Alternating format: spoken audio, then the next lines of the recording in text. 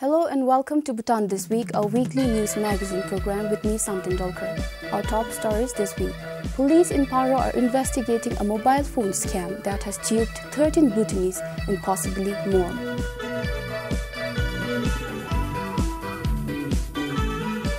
The nation celebrated Teachers' Day.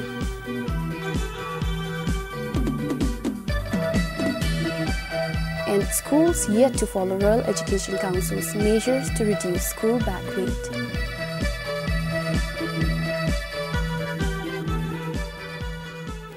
Paro police are investigating a mobile application scam case which has duped several Bhutanese. The victims were tricked into sending money by scammers in the Indian town of Jaigong. Police have so far arrested 5 men for alleged involvement in the case. A man in Paro using WhatsApp received a message saying he had won 2.5 million rupees and a BMW vehicle in a lucky draw. The man, according to police, was told to deposit 10,000 yutum as PIN code charge and did so. But when he was asked to deposit 25,000 more as price tax, the victim lodged a complaint with the police. According to police, 13 other Bhutanese around the country have fallen victim to the scam, but the numbers could be more. Police say there are 7 Bhutanese individuals who are assisting by providing their bank account numbers for the scammer, who is an Indian. They confirmed that only one of them had handed over a cash of 500,000 yutum to a money exchanger in Jaigong. 3 Bhutanese have been arrested along with 2 other Indians. Police have frozen all 7 accounts and seized around 200,000 yutum. Despite advisory notices by police, Bhutanese are still found depositing the money to those accounts. For Sangichism in Paro, Samtin Dolkar, BBS News. Like most parts of rural Bhutan, Ura in Bumthang is also facing the effects of rural-urban migration. The village, which has over 1,000 natives, is now left with only about 200 of them. Most youth and literates are in urban centers looking for jobs or working. This has led to the usual residents of the village short of manpower during festivals such as the Ura Yakche. Unlike in the past, not many spectators are seen attending the festival.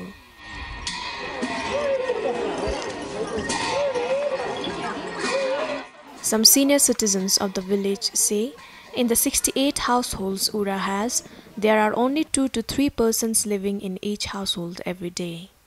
Meanwhile, 2 households have now been declared as absentee households or gungtongs.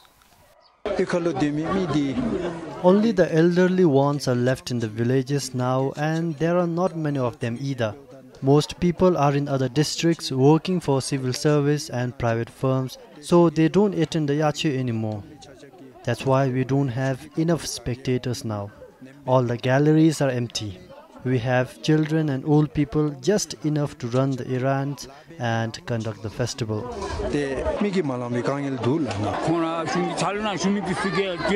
Hereafter, we hope all the civil servants and well-off individuals from our village would attend the festival as much as we believe they would. Other than that, we hope there won't be much problem here on. I sincerely hope our civil servants are paying attention to our sentiments. Although in recent years, some school dropouts have added to the village's workforce during the festival, such as in performing mask dances, elderly people worry they will also soon leave for urban centers in search of greener pastures.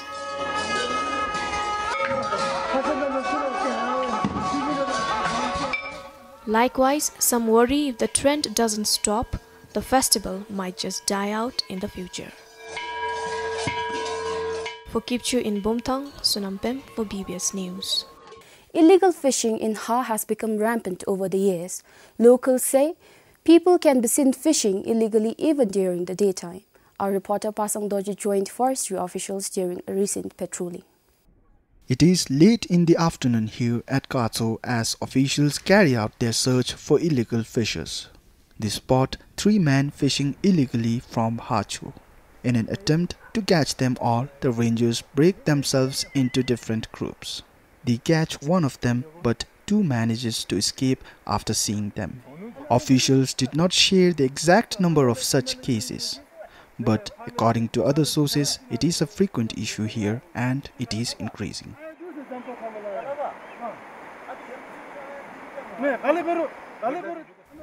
Later that day, they received another complaint of a few more illegal fishers in Yangtang River. Upon reaching there, it is already too late.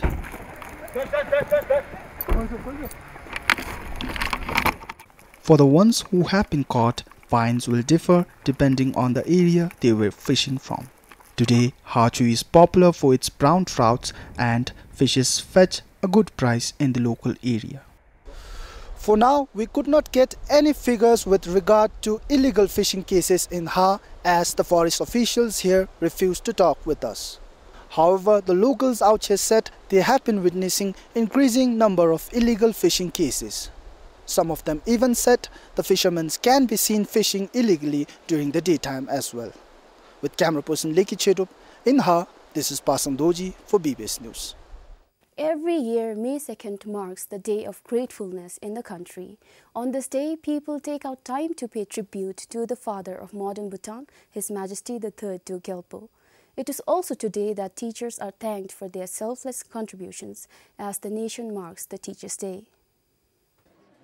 Celebrating the journey of teaching, over 1,000 teachers gathered at Changlimitang upon the invitation of the Education Ministry.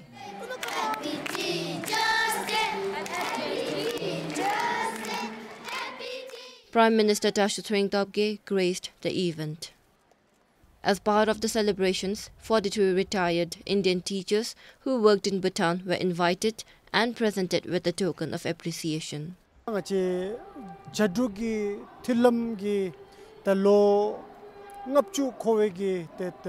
This year is an important year because it marks 50 years of diplomatic relations between India and Bhutan.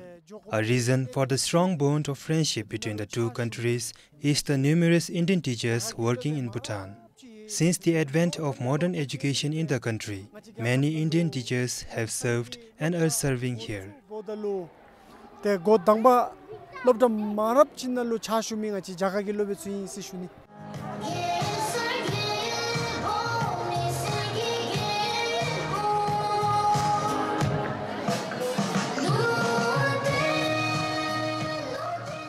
For the teachers, they could not have asked for a better reward than having a day celebrated in the name of the profession. I feel I made the right decision by choosing the teaching profession. I'm very happy today. These days, I hear many youth do not opt to become a teacher. So I feel that such initiatives can actually encourage our children to take up the profession.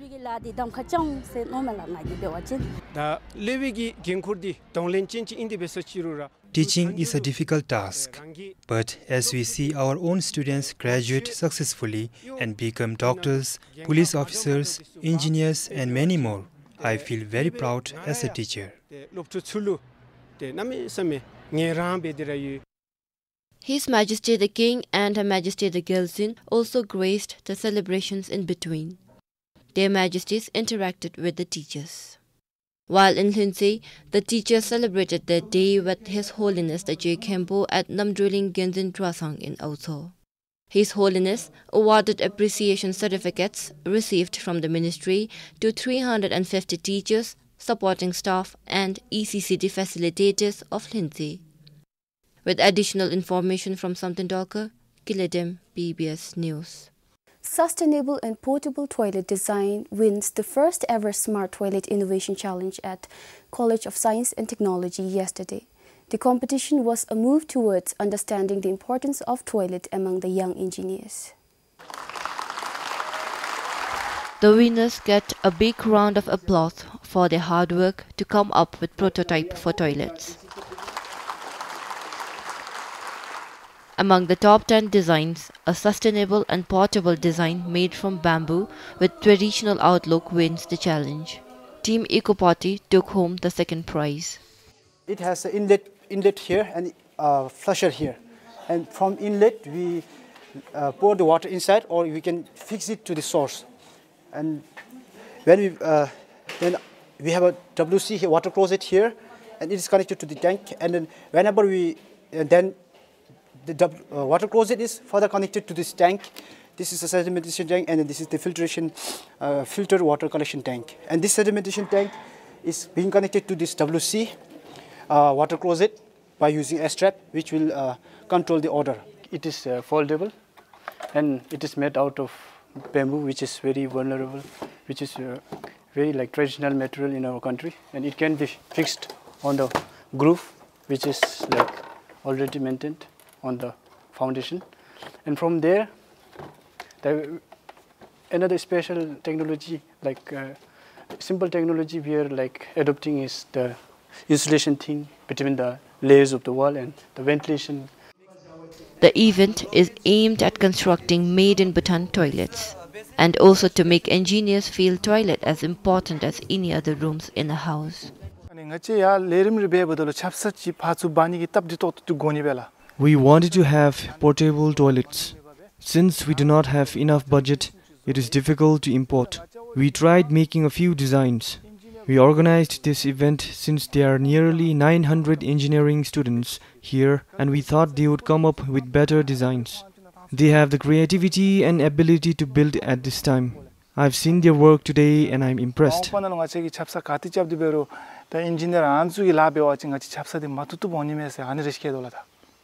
Nearly 200 students were engaged in the event, which might one day help in building toilets right in the country.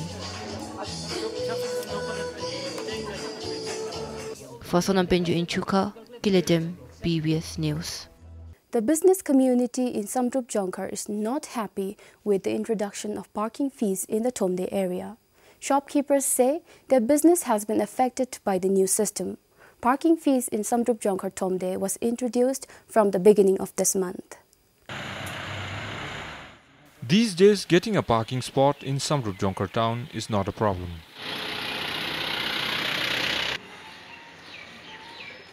But keep your car parked for 30 minutes or less and you'll be charged 15 ngultram. The fares add on for every 30 minutes. Rates are same for all vehicles. This parking fee system was started from April by the Thomde. And with the thinning of cars, shopkeepers in the town area say their businesses have also gone down.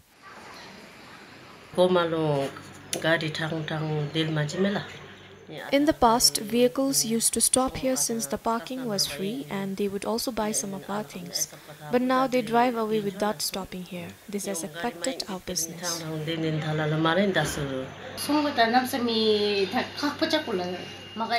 Now people don't come here like before. Business was already not so good because Samrup Jonkar has a small town. And if you stop just to buy a doma, you are charged parking fees. So people don't stop here at all. They go straight to India to buy things.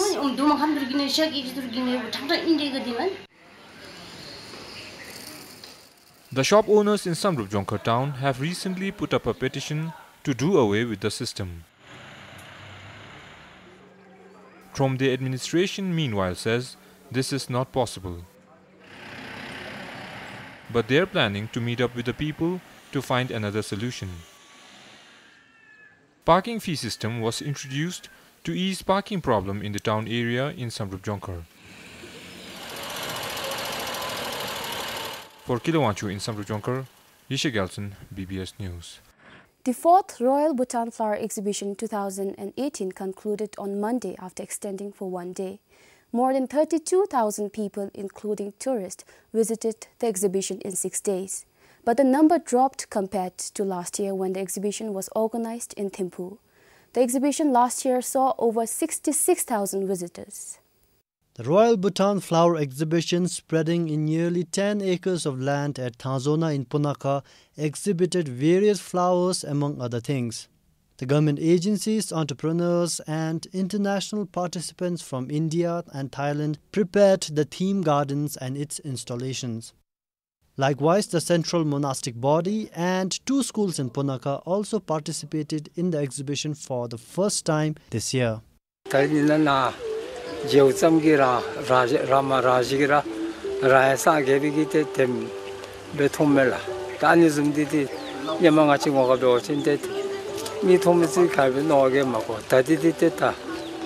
라마라심이 때 야가 야게 태우 세미디 아님지가 휘 도도 휘면서 놓면라서 hay 시금세 가후 때문에 순으로 남범 수비 안나 희소 좀 받아이면 남심이 생각이라 도타라 추추스메 뿌라 밑에 차임 희상 서샤두라.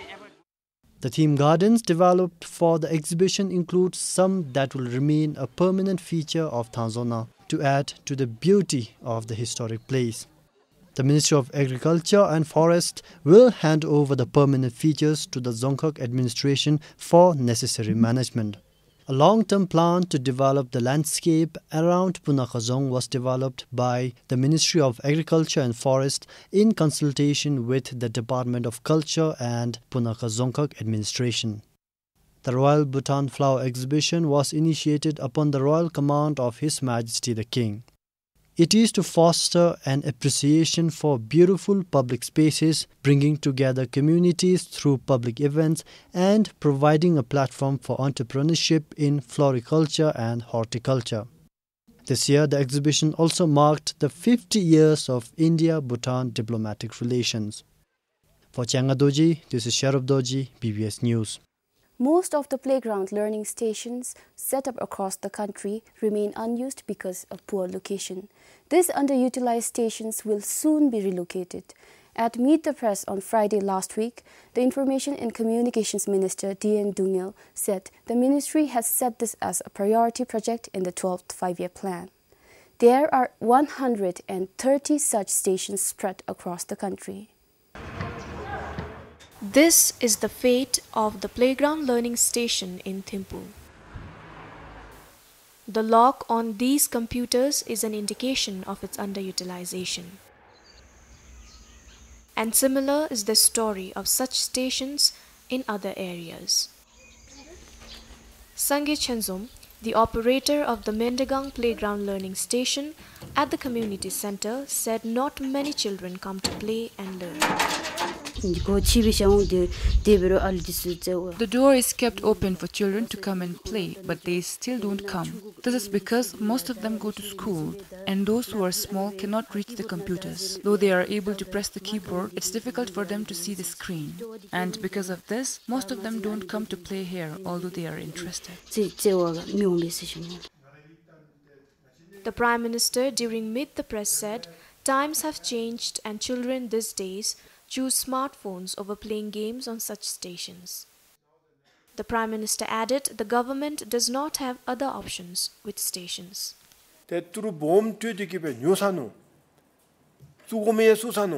By investing a huge amount, it has already been bought and installed, but it is not benefiting the children as they use their parents' smartphones and play various games there. While on my Gyeok tour, I didn't see anybody playing at the playstations. All were locked. I have no idea what to do, but like the minister said, they have carried out an assessment. The PlayStation is an old concept and technology. I'm beginning to think if the installation of such PlayStations was a mistake.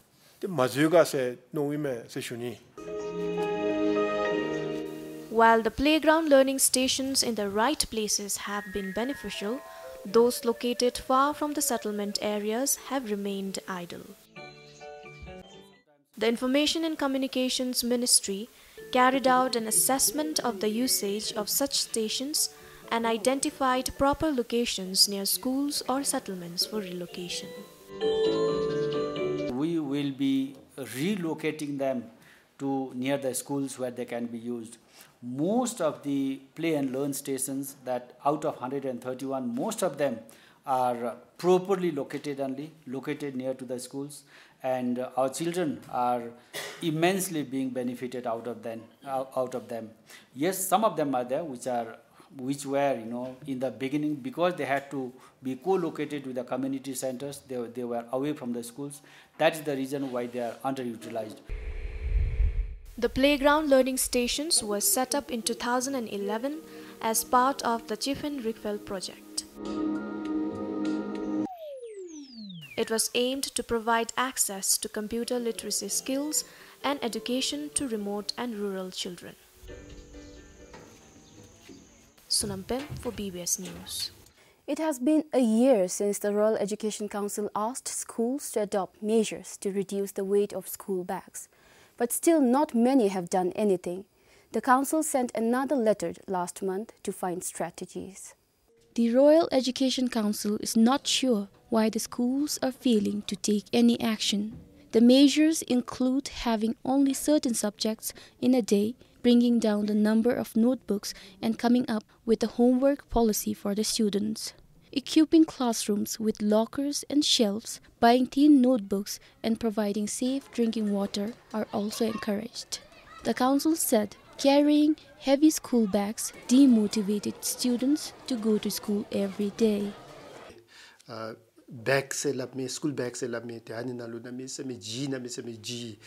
At present, students have to carry heavy school bags.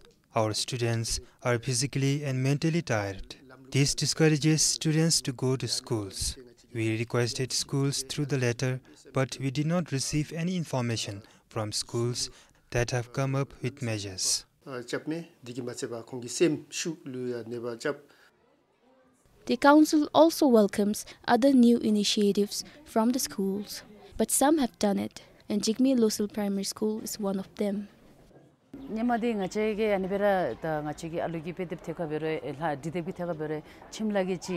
We had separate books for homework and classwork, but after adopting measures by schools since 2015, our students now buy only 10 notebooks, and homework is also written in just one notebook. We have homework policy. Every 8th period we write our homeworks. When there were no homework policy, I always had to carry heavy bags. Now in our classroom we have shelves to keep our book. Ngai bag gi jise ma phap da lunga chimna ju homework di dele ngachi losung nem che asila ani bag ba da lunga chi zu bom juni ge ni bisela sundela lele. The Council hopes to receive reports within the next few months from schools on various measures taken. Otherwise, the Council will write to the Education Ministry for necessary actions. Research has shown that carrying heavy school bags can cause neck and back pain, shoulder strain, and fatigue, among others. For Pemateon, Samtin Dolker, PBS News. This year's Coronation Cup Basketball Championship in Thimphu saw a significant drop in the number of teams participating. Only 22 teams registered for the tournament this time, which began yesterday. 46 teams took part in the last edition of the championship. An official from the Bhutan Basketball Federation said this year the turnout decreased by more than half due to less participation from students. Last year, the Championship Cup was held during the summer break and 23 student teams took part. This time, there are only 5 of them. Also, none of the national players are taking part in the championship. They are preparing for an international tournament to be held in Bangladesh next month. Meanwhile, in women's category, there are 5 teams taking part, 2 teams lesser as compared to last year. The Coronation Cup is among the prestigious championships the Basketball Federation organizes annually. Its finals will be played on 19th of this month. For Pemaseong, Sonomongdi, PBS News. Well, that's all for this week. See you next time.